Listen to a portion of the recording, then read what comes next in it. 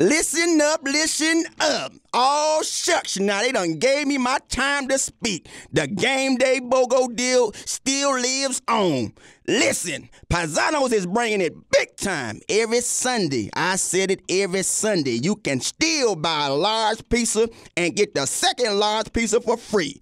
Use the online code Redskins on the app or online. You heard me. On the app or online.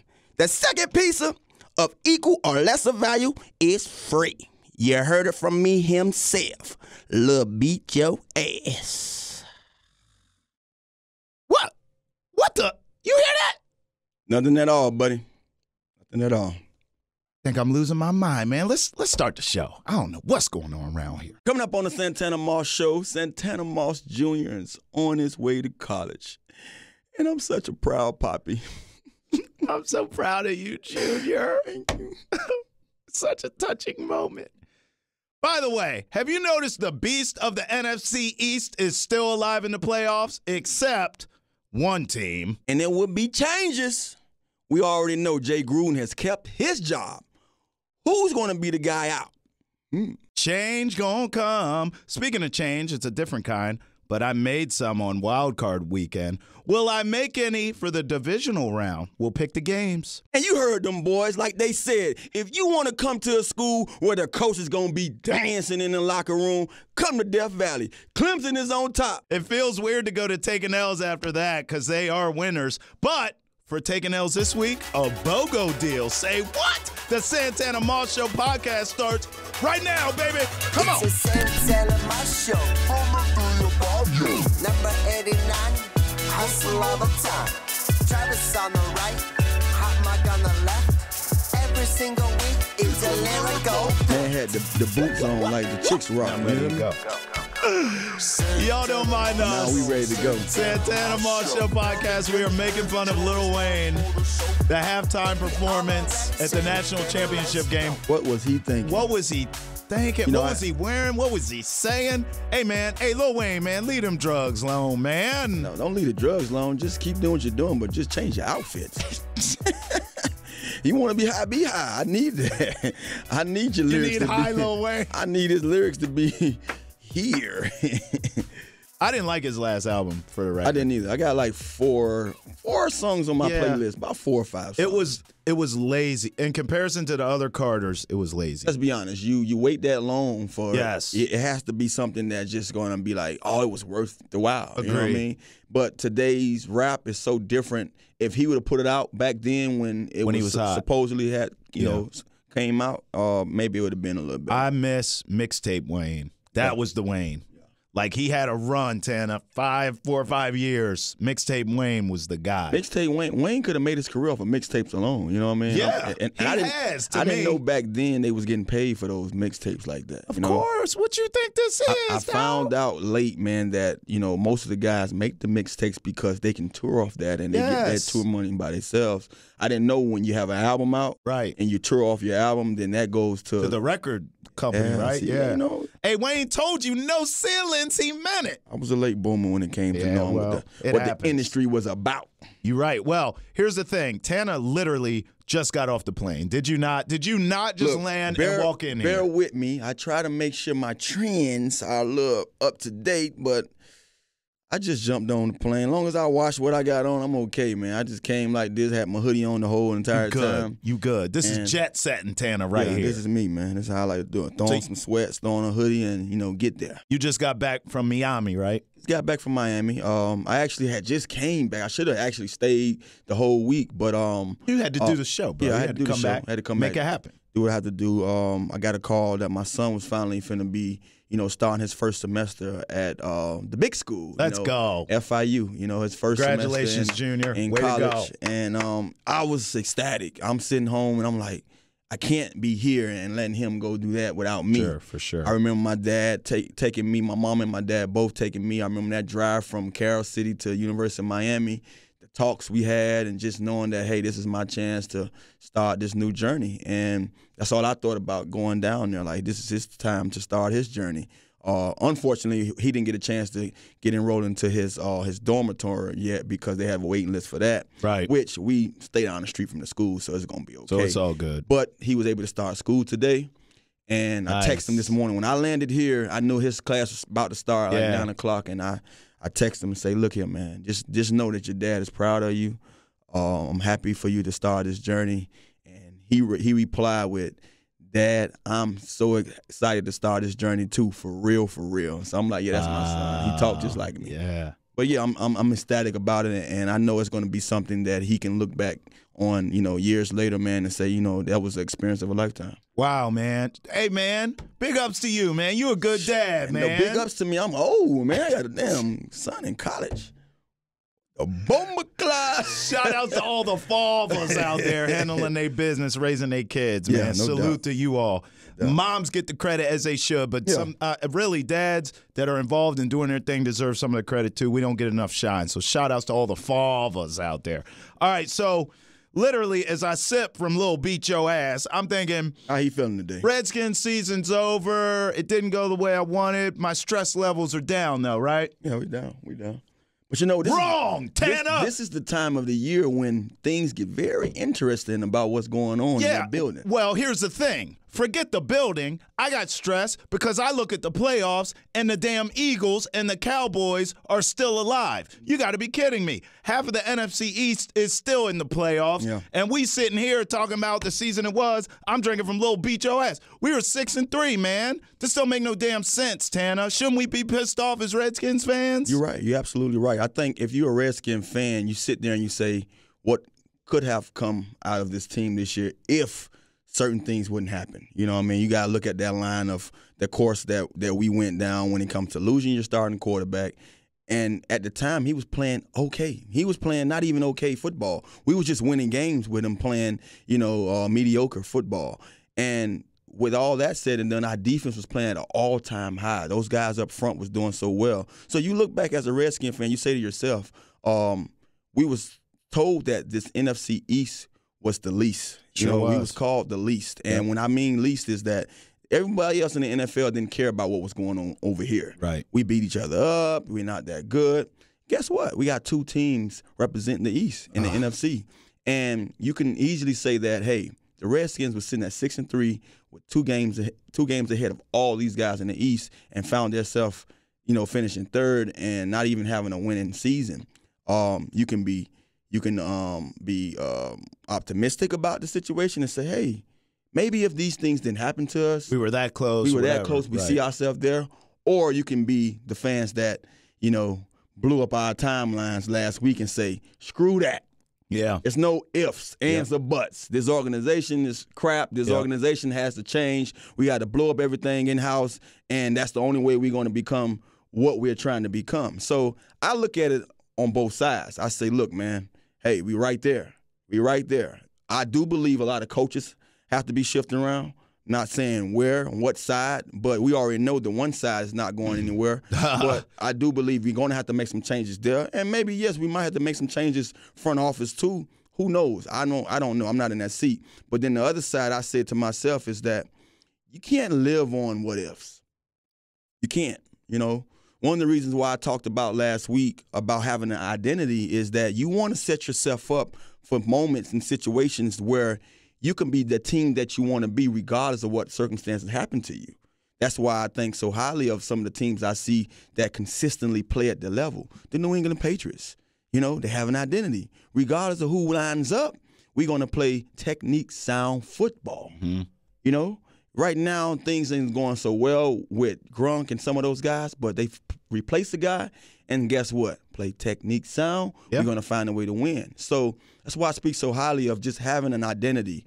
And I do believe that the reason why I brought it up last week is because I see the direction that the Redskins is trying to go, but they're still a long ways away from it because they haven't got enough chance, and probably when it comes to cap space and all that too, to get more guys to fulfill those needs. And I think, building those guys up front on the defensive side, you got to continue there. We also got to replace a guy that we probably shouldn't be replacing. But then offensively also, if you think about it, You have Chase Roulier. You have, who else we have on the offensive line? Trent. You have Sheriff, who's a Pro Bowler. Yep. And you have another guy, Moses. You might be missing one or two guys, probably a starter and a backup on that line. Sure. And if we can keep a clean bill of health, maybe they play better. Maybe we can run the whole entire season, have Adrian, Peterson put up more yards than what he put up. So I see the direction they're trying to go in. And, what if it's not going to get it in this league? But it's just very interesting just to see what the NFC East has done thus far in the playoff run. Now, you mentioned some coaches possibly being shifted. Obviously, I'm assuming Callahan and Minuski are on your mind there. But as you said, I mean, look, one guy that's staying put that we know for sure now is Jay Gruden. Your thoughts on Gruden staying put and also those other names I mentioned? Do you think there could be some movement there? Yeah, it was likely to see that Jay Gruden was going to get a second chance, second or third chance, whatever you want to call it. Hell, I done lost count of how many damn chances Jay Gruden getting. I mean, you got to look at it. You look at it like this. You say, man, 6-3 start. So many guys on IR in the last 2 years, 40-plus guys. And, despite all that, this guy was able to still have a team almost at 500 with losing his entire, starting core at one point in time. I mean, the offensive line was depleted. Yeah. You didn't know who you was playing, running the ball behind at times, and then you had to go down all the way to your fourth quarterback.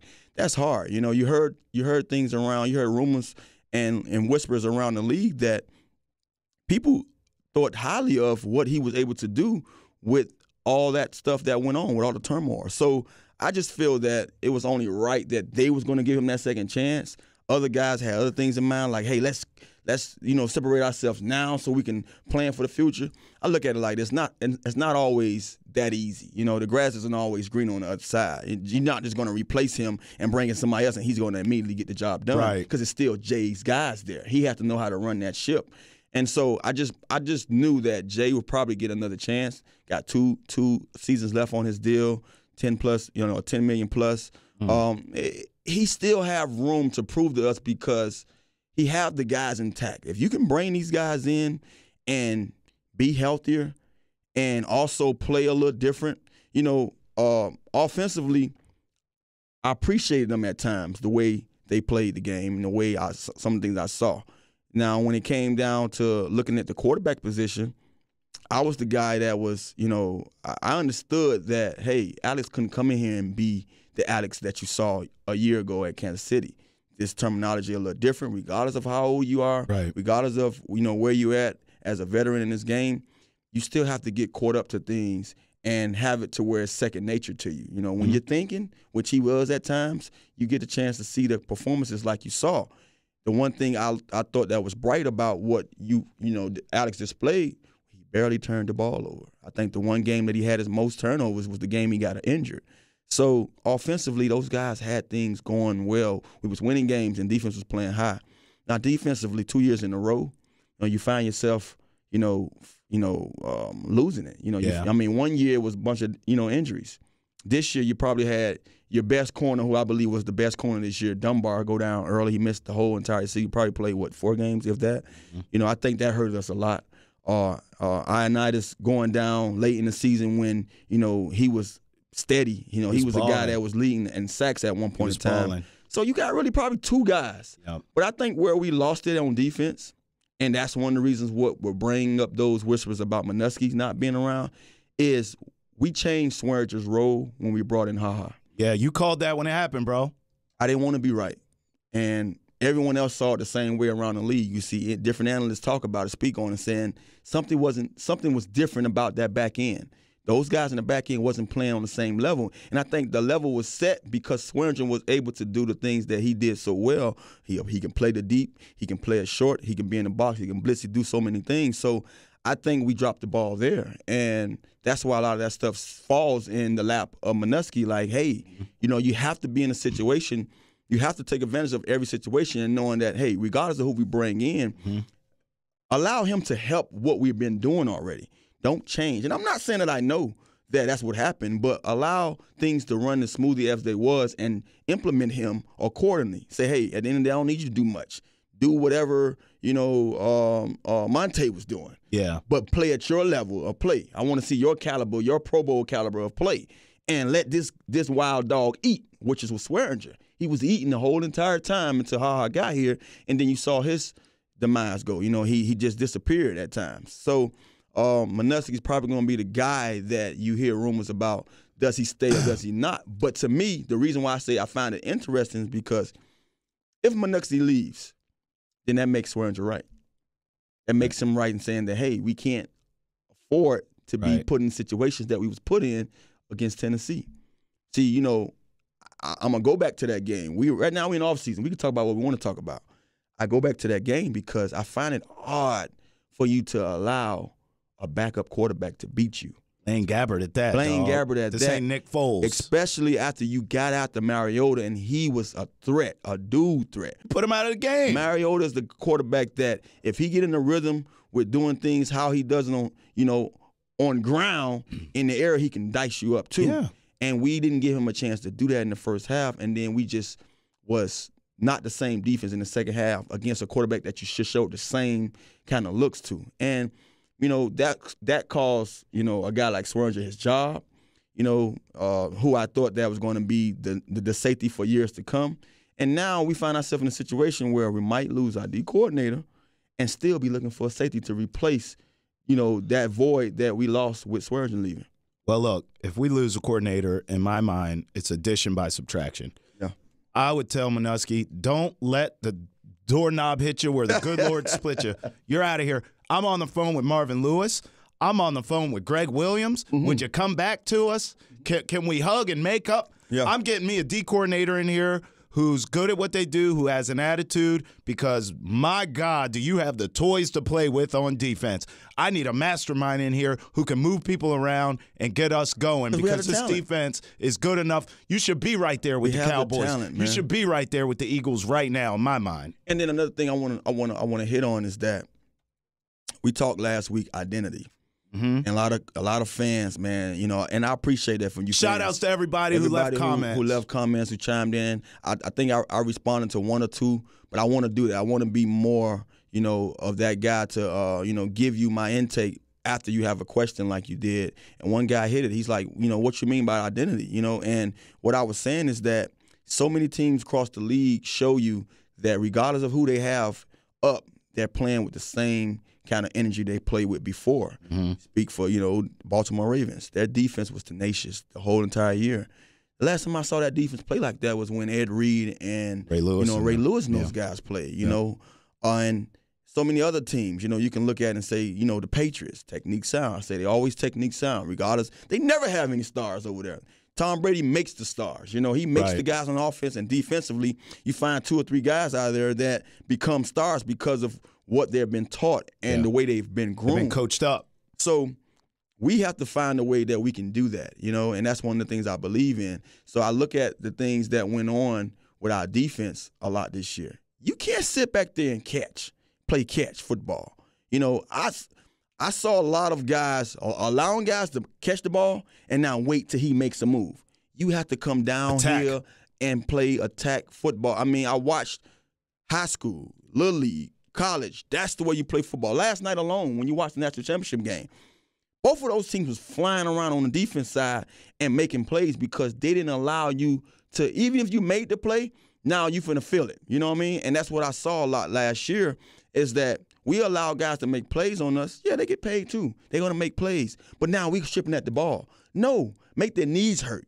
Make their chest hurt. Do something that's going to allow them to know that, man, when I make this catch next time, I got to get ready for that blow that's coming. And we didn't play that way. So we have to find our way of playing that kind of football. And you mentioned the name Greg Williams. That's the way he made those guys go out and play. I remember in 2005 when before practice even started, I used to ask the defensive guys that, man, why you guys so tired before we start? It said, do you see what he make us do before practice start? He had those guys doing things where they had to meet him in the end zone. Ask Sean Springs and Fred Smoot and those guys. They had this drill, and I'm pretty sure a lot of defensive guys do this drill because I see it in college also, where he blows the whistle and the whole entire team run into a corner. Whatever corner he said, that's where we got to go.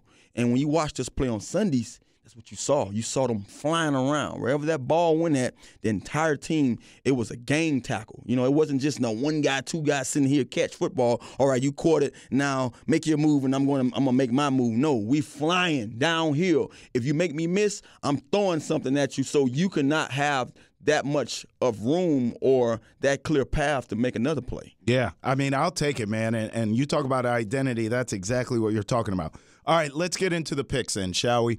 It's a divisional round. I just want to say, Tana, for the record, Wild Card Weekend was great to your boy, baby. Boy. Now, I'm throwing in the Clemson-Bama game because I went to the window, I bet all the Wild Card games, and I said, you know what, while I'm here, I think Clemson's going to cover this 6 points. Boy, did they cover and then some. So your boy had a very lucrative betting weekend. Divisional playoffs, I might quit while I'm ahead. I haven't decided if I'm going to bet any of these games or not, but I do want to get your predictions. Colts at Chiefs is the first game up Saturday afternoon. Who do you like, Luck or Mahomes? You know, Chiefs high-power scoring offense. You know, that's one thing you can think about when you talk about the Chiefs. But they haven't yet in the last few years to win a playoff game. Yep. You know, they play so well in the throughout the season and find themselves, losing the playoffs. And one of the main reasons why I believe so, because the defense hasn't been there. Yep. Even when the defense was playing at a high level, they wasn't coming up big in the postseason. And so do I believe they can do it now? I don't know. I think the one deciding factor would be if the Chiefs' defense can get out the Luck, you might make things hard. Hell, good luck. I don't think they're going to be able to. You ain't lying. Luck has a great offensive line, and it might be one of them shootout games. Might be a game where it's going to be score for score. I say the first team that makes a mistake is the losing team, and that leads me to believe that the Colts will win. It's going to be a Colts. Right now, look, I told you last week I didn't believe the Colts was going to win last week, and the only reason why I didn't believe so is because I just felt like who they was going up against was going to be able to edge them out. What I saw last week from that defense, what I saw from the offensive side, the offensive line protection alone, the way he looked. You can stop Clowney and Watt. You can stop whoever Kansas City throwing at you. You get my drift. So that's why I believe the Colts will win this one. Whoa, Lord, child. I mean, look, the only game I got wrong in Wild Card Weekend was that one. I thought Houston would win. I still think Houston's a better team. I think Bill O'Brien sucks as a head coach. Just wanted to get that off my chest. I'm going Chiefs, and I would bet the over in this game. Whatever it is, take the over. This is going to be the fireworks show game of the weekend, I think. It's going to be a lot of scoring involved. All right, Cowboys at Rams Saturday night. Who do you like? Cowboys played impressive football last week. Yeah, they did. They edged out a good Seahawks team. I'll say that stops, though. Ooh. That stops that week. They going to L.A., weather should be good. But they running into a Sean McVay team where Sean knows a lot about the Cowboys. He does. He knows what it takes to go out there and play those guys. He was a Redskin for a while, and even when he wasn't the guy calling the shots, he knew what it took for us to get the job done. To me, I believe that the Rams should win. I think, Sean McVay cooks up, get what I'm saying? He cooks up some good stuff for Goff and Gurley, because Gurley's coming back. He missed a couple of games to rest his knee. And that leads me to know that if you can run the ball and pass the ball and get out to the Cowboys, one of the things that I like about what the Rams do on defense, that one guy in the middle. Mm-hmm. You know what I'm talking about? Donald, man. He makes such a difference. And, I'm prideful when I talk about the front seven or anybody on that front seven that can be special enough that can save the guys in the back end. You have some pretty good corners out there. And so just along with him out there, you got Sue out there. If he can get after that quarterback like I know he can, Dak has been playing exceptionally well, despite some of the flaws that he might have. But one of the things that I've seen in Dak, he's a winner. But I think Donald and the Rams are too much for him, so the Rams win. I'm going the opposite side on this. Woo. I think the Cowboys are for real. What? I do not believe the Rams have a home field advantage. I don't believe the Chargers do either. The Cowboys play better at home themselves. So I don't think Los Angeles at this point, maybe when they get a new stadium, maybe. It just doesn't feel – I almost feel like that stadium is going to be filled with Cowboy fans, to be honest with you. So I think the way Zeke's running the football – and I got to tell you something. The way Dak's playing now, this moment, he is way more than a game manager. No doubt. And I've noticed about him is he's starting to run more. Yeah. And that's a wrinkle in that offense that can open things up. I believe that defense is going to get after Jared Goff. I do not trust Jared Goff more than I can shake a stick at. I think they'll shut down Gurley and dare Goff to beat him. He can't do it. Dak will outplay him. Dallas wins that game. They're going to shut down Gurley, though? I think shutdown's tough. I think they can neutralize Gurley. Does that make sense? If they get to a point where they're up 10 points and Goff's got to throw, you just shut down Gurley in a sense because you're taking him out of the game. Chargers at Patriots. Who do you like? This is tough, right? Rivers and crew look pretty stout. Is it time for Rivers to beat Brady? They was dominant last week against a pretty stout Ravens defense. Patriots aren't as good on D right, as the Ravens was, but like I said before, they play technique sound. Yep. They've had a week to prepare. This is the first game on Sunday afternoon, Tanner. The Chargers defense showed me something last week that I didn't expect out of them. They got after Lamar Jackson. Now, we know Tom Brady is a statue at times. He doesn't run a lot. If they can collapse that pocket the way they did to Lamar and his running style and the things they want to do with Lamar Jackson, there's no way in hell the Patriots win this game. And I believe that because what I've been seeing Phillip Rivers do on offense. What I've been seeing Phillip Rivers do on offense. Patriots have no chance. I'm going against the grain the entire weekend. Wait a minute. Chargers win this game. Oh, stop the press. Lil, beat your ass. Come here right now. Yeah. Call him out. You're telling me Phillip Rivers and the Los Angeles Chargers go into Foxborough. It's a brand new brother in town. What? Yeah, boy. Doo-doo Brown. Dope sound. Wow. I'm going Patriots until someone beats them. If you're right, I'm going against the grain. The only team I've seen go into New England and beat them ever is the Baltimore Ravens. I've seen it a few times. Until it happens, and now, don't get me wrong, I'll be rooting for the Chargers. But until it happens, I'm not buying it, man. I picked the Chargers last week. That was a bet I hit to beat Baltimore and to go into Baltimore. If they have to go on the road again and beat Brady, I mean, my God, at some point, you're just asking too much. I don't think it's going to happen. All right, Eagles at Saints, the nightcap Sunday. Who do you like in that game? Fletcher Cox, Bennett. Those boys have a chance to protect their back-end guys. They got some young guys back there covering that, to me, have gained a lot of confidence. And you saw them guys play very confident last week. They get out to Breeze, which you already know Breeze, he's not that tall, so he has to see over those linemen a lot. Those guys up front, they can collapse that pocket on Breeze.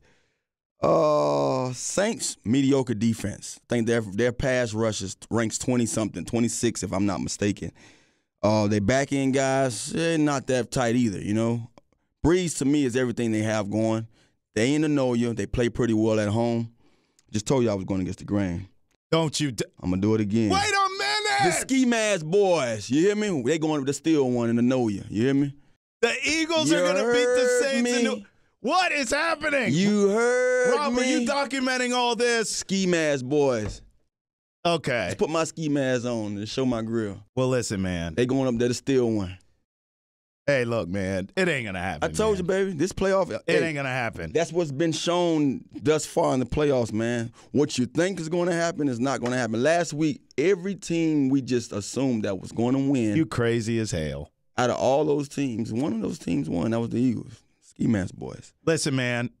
New Orleans going to beat that ass. When this game is over, they going to be playing that chopper style, chop, chop, chopper style, chopper style, chop, chop, see what, chop, chop, see what, chop, chop. They're going to be rocking down there. I might jump in a car and head down there just to party with them and tell them, you know, Tanner picked the Eagles to beat y'all. I told him it was going to be catch him in time just for Mardi Gras. Man, I'm telling you right now, Saints are going to beat them, and I'm not going to bet that game, but I would lay the points. I think the Saints are going to handle business. Saints are going to the Super Bowl. I do, but think about it. They're going to the Super Bowl. You cannot win in that building. Believe you me, no one. I told you this weeks ago that the two teams that I believe in the most this entire year, even before the Eagles been playing like they've been playing, I thought the Eagles would have another shot to run at it. You did. And I said, Drew Brees, this is his year. Yeah. I do believe that. Yeah. I do believe. So let me say that. Let me put that on record. I said that. I said, this is Drew Brees' year.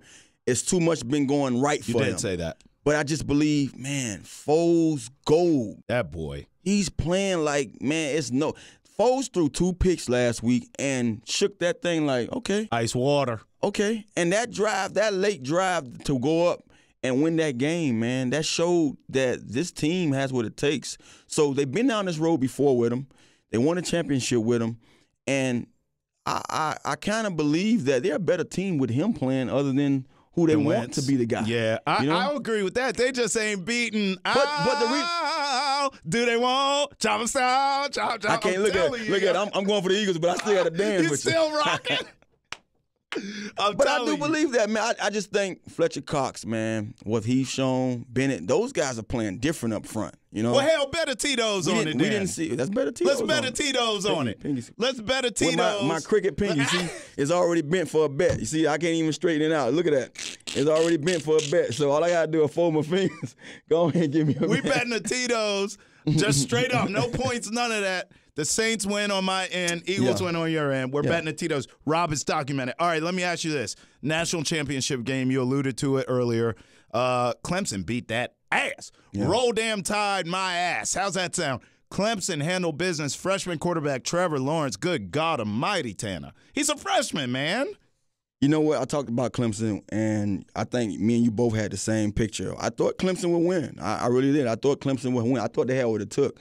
I also said to you that the only way Bama take advantage of this game and beat them, you know, the way people said they was going to beat them by 5 and all that, if Clemson secondary doesn't show up, which that was the weakest, to me, group of guys on that stout defense. Think about it. This senior team was 55-4, 2 national championships. They won in 2016. They won again last night. To me, you know, this team was built to beat Alabama. They was built to beat Alabama. Trevor Lawrence, what he displayed alone, you know, people are already talking about him going to the next level.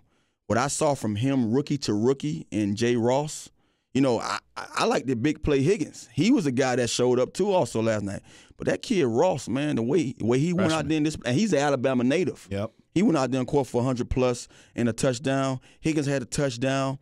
Those guys on defense that set the tone, A.J. Terrell, when he had that pick 6, that set the tone to let Clemson know we here. We have arrived. Whatever you was talking about, we here. Now, Tua went out there and responded and caught my man, what it was, Judy? Mm-hmm. Judy for a deep one. That's a Florida boy. He went out there and went deep. But my man Trayvon went out there, Trayvon Mullins, another Florida boy from the same area as Judy, he went out there and closed them and showed them boys that, hey, whatever you throw back here, whatever you saw of us earlier this season, we know we the weakest link, but we have to rise tonight.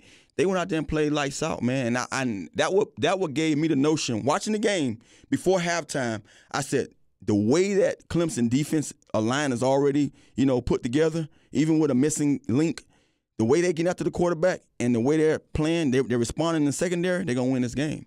And they pulled away. I couldn't fathom to see Alabama team to lose by that many points, especially to a Clemson team that they've seen before. That, to me, both of those teams was designed and built to play each other. Yeah. You know what I'm saying? I never would have thought that these guys would have a game where you see that score so lopsided. Yeah, I completely agree. I will say this, though. A lot of people are putting the nail in the coffin for Alabama's dynasty. Ease up on that. One game, maybe. It'll be these two teams next year. And I tell you what, if it's not the exact same championship game next year, one of the two will be in it, and it could very well be Alabama. So thoughts of their demise is premature if you ask me. All right, let's go to taking L's. Tana, I'm giving it to Green Bay.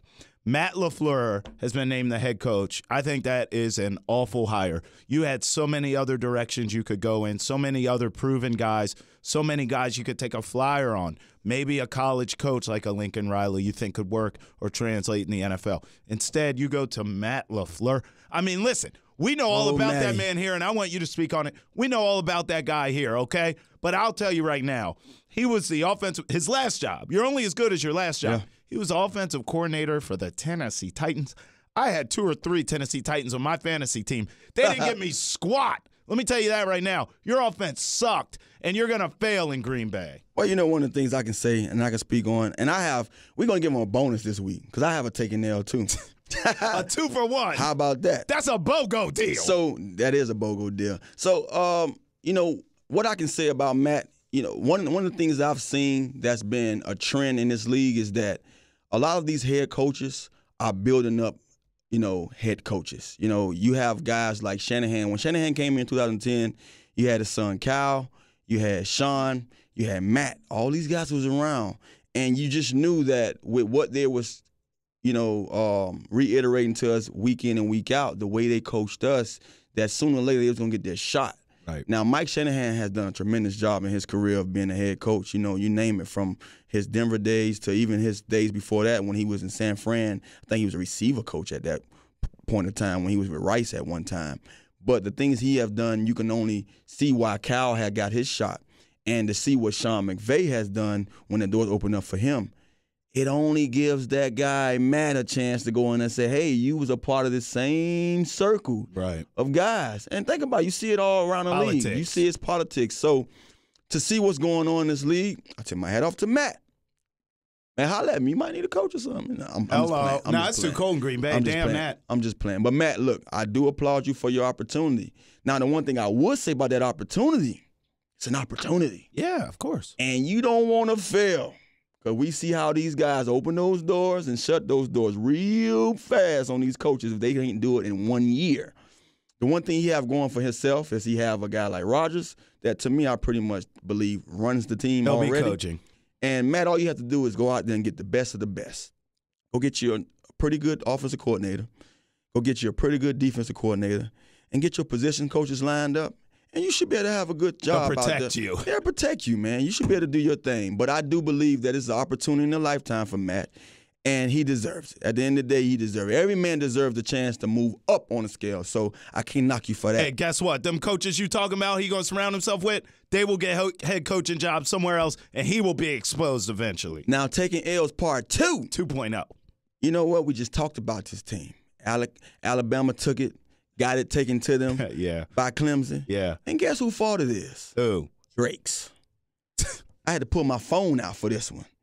What happens when Drakes support a team? Let's start with Kentucky basketball in 2012. Oh. It took an L. Oh, let's go a little further. Conor McGregor. Oh. He took an L. He got his ass kicked. He was dating someone named Venus Serena. Oh, no, Venus? No, Serena he was dating Venus' sister, Serena. Yeah, Serena. Guess what? She took an L. Damn. He was at a match. I'm surprised her mama didn't say, Drake, go sit your ass over there somewhere. Damn, he got with her. And then he found himself on the sideline every week with that Toronto's team. Sure did. Rooting them boys on, acting like he was a coach. They've been taking L's since been taking L's. Last but not least, it's pretty more I can go down the line because we could talk about the LeBron situation when he wanted to fight his way into their party, and then they say, nah, hold your behind here. We're going to celebrate without you. And then he still found his way celebrating with those guys. And guess what? The next year, they took an L. But last but not least, he found himself hooping this week with his Alabama gear on. And Alabama, somebody who's in charge of their social media had the nerve to post it. Say, y'all see what Drake said, let's get it. And guess what? They got it. An L. So thank Drake. Thank you, Drake. For all these woes that these teams have been taking. Because he shows up and the team shows not out, but they show big L's. Drakey, do you love me? Because I hate you. And you stay taking L. Santana Show podcast. It's a Rizap. Holla. It's a Santana Show. Number 89. Hustle all the time. Travis on the right, hot mic on the left. Every single week, it's a lyrical